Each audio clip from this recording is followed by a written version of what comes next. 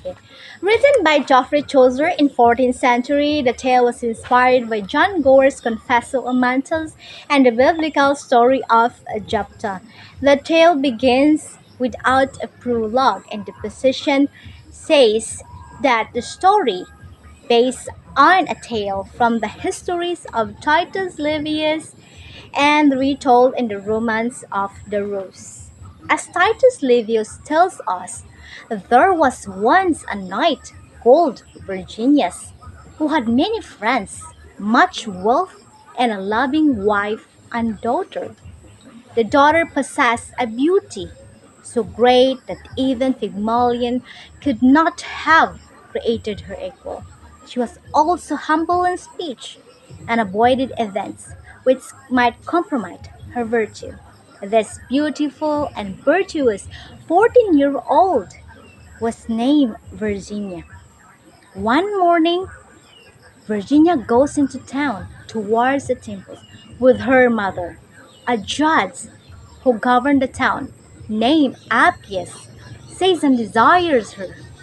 Motivated by lust, he hires a man named Claudius, a false churl, to accuse Virginius of stealing his young female servant and raising her as his daughter, without even listening to Virginia's arguments in his own defense. The judge immediately rules in favor of Claudius and orders to Virginia to be taken from Virginia's home. Virginius returned home and called his daughter with an ashen face. He explained to her that there were only two avenues open to her, either death or shame. Virginius decided in a long, mournful speech to his daughter to kill her, and although she begged for mercy and another solution, eventually she asked for a little leisure to contemplate her death. She then fainted, and when she awoke, she blessed God that she could die a virgin. Virginius then took his sword and cut off her head and took it to the judge, who orders that the knight be hung.